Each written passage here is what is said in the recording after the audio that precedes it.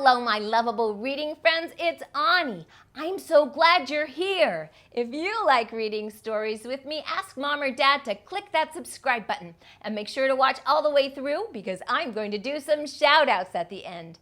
Are you ready for a story? Have you ever sneezed at the wrong time in the wrong place?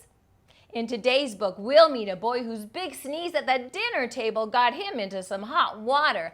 Let's see if he can talk his way out of trouble as we read, A Dinosaur Made Me Sneeze.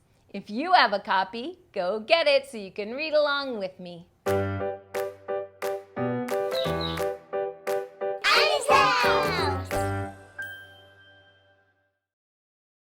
A Dinosaur Made Me Sneeze. A Rock Cycle Adventure, written by Carla Mae Jensen, illustrated by Natasha Kostovska. There are facts about the rock cycle throughout the book, so feel free to pause the video and read them together. A sniff in my nose, a sniff, sniff, and achoo! And the dust and the wind and the air, they all blew! And my mom and my dad and my grandma McCook all pursed up their lips and they gave me a look. I knew it was loud and the spit went too far, so before they could speak, I sang out like a star. I know you don't like to see snot on your cheese, but an ancient old dinosaur made my big sneeze. Their eyebrows went up and they wanted to speak, but I started my story because it's unique. It was millions of years before you heard my big sneeze, when a Tyrannosaurus was stomping through trees.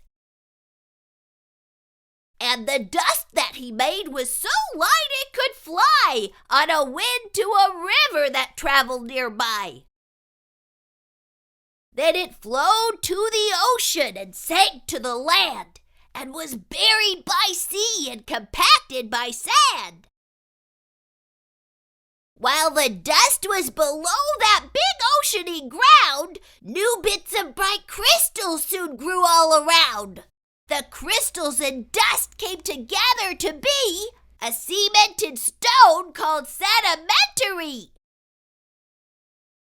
I stopped for a breath and my dad had to say, "Now, Martin McCook, do not sneeze in that way." "But Dad," I said, "dinosaurs don't even know. He was just having fun in the sun long ago."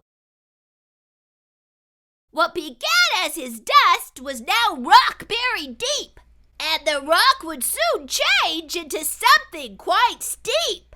The rock first felt shaking and earth made a change. A new set of mountains were building a range. The pressure and heat gave the dust quite a shock. It became metamorphic, a hard little rock.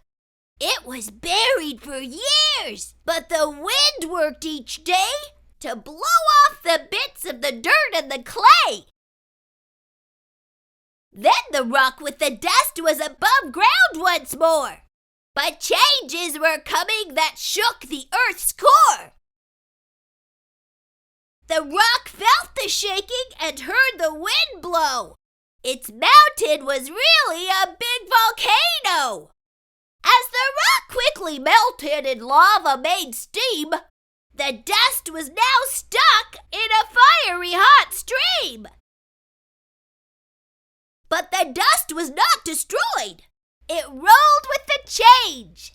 As it cooled, a development came that was strange. The cooling had hardened the dust and the lava in blocks. Together, they made many igneous rocks. Now, when wind and some rain hit the rocks about right, little pieces break off and then blow out of sight.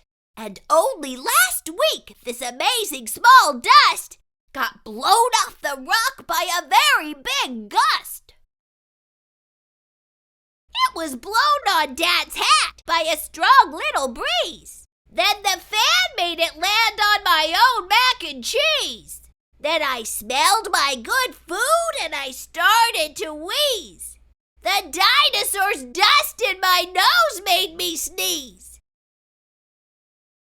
Well, Martin, Said Dad with a serious look, but he stopped when a sound came from Grandma McHook. A funny sniff sniff and a crazy ha-choo! And the biggest wet sneeze ever seen flew and flew. I tried not to chuckle. I looked at the salt, but I laughed when she cried, "It's the dinosaur's fault." Has a dinosaur ever made you sneeze? All right, let's do some shout-outs. Today I'm sending them out to Hazel, Emariella, and Demarco Jr. in Chicago, Illinois. William in Tyler, Texas. Cale Hanson in Foothills, Alberta, Canada. Teddy and Nate in Springfield, Missouri. Audrey Ball in Orem, Utah. Lilly Farrens in Iona, Idaho. Cade and Jade in Lafayette, Georgia. Liz Hidrogo in Round Lake Heights, Illinois. Megan Loucks in Guelph, Ontario, Canada. As well as Elijah Cruz in Virginia Beach, Virginia. Hello, my dear friends. I am so happy that we all get to read together no matter where in the world we live. I hope you enjoyed our story today. See you next time.